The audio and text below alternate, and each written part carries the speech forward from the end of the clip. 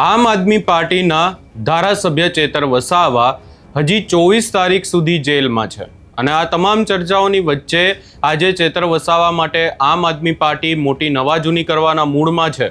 શું છે સમગ્ર મામલો એની વિગતે ચર્ચા કરીશું। નમસ્કાર, હું છું ઉજ્જવલ અને આપ જોઈ રહ્યા છો નિર્ભય ન્યૂઝ।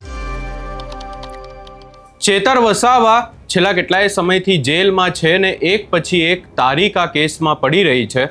આ તમામ ચર્ચાઓની વચ્ચે આમ આદમી પાર્ટી દ્વારા પણ હવે ચેતર વસાવા માટે આર પારની લડાઈ લડવાના મૂડમાં હોય એવું લાગી રહ્યું છે।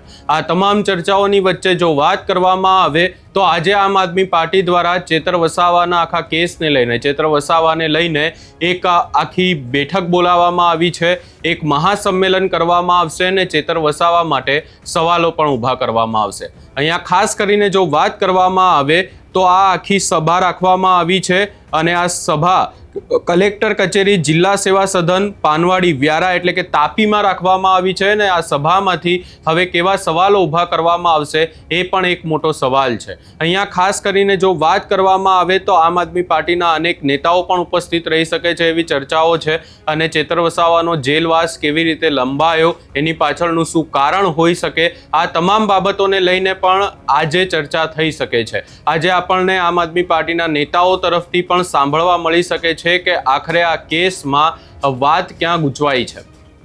ચર્ચા કરવા જઈએ ચેતર વસાવાના કેસને લઈને તો આપણે જોયું હતું કે સુનાવણી થઈ હતી ને હવે નવી તારીખ પડી છે 24 તારીખ।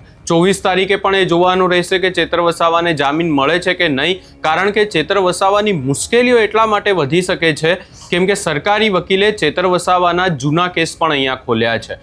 જે ઝઘડિયા જીઆઈડીસીનો આખો કેસ હતો, રોશન વસાવા અને જે અન્ય લોકો હતા કે રોશન વસાવાને મારતો એક વિડીયો સામે આવ્યો હતો અને ત્યારબાદ પણ અનેક ચર્ચાઓ થઈ કે ચેતર વસાવાએ રોશન વસાવાને લાફો માર્યો, એ કેસ પણ છે।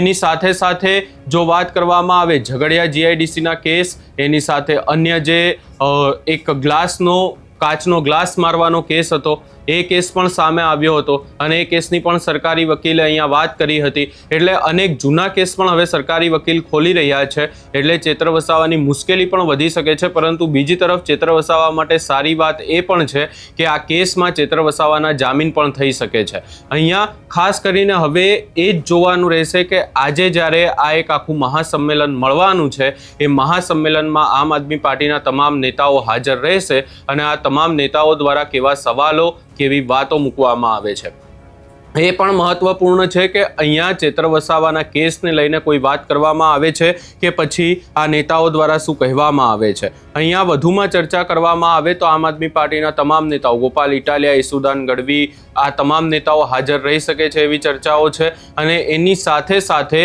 તાપી એટલે કે તાપીમાં આદિવાસી સમાજ પણ વધારે છે અને ખાસ કરીને એમની વચ્ચે જઈને ચેતર વસાવા વિશે વાત કરવીને ચેતર વસાવાના આખા કેસને લઈને ચર્ચા કરવાથી જોવાનું એ રહેશે કે લોકો દ્વારા પણ શું કહેવામાં આવે છે। આ આખી જે બાબત સામે આવી એને લઈ તમારો શું અભિપ્રાય છે એ અમને કમેન્ટ કરી જરૂર જણાવશો ને અમારી ચેનલ નિર્ભય ન્યૂઝને લાઇક, શેર, સબસ્ક્રાઇબ કરવાનું ભૂલશો નહીં।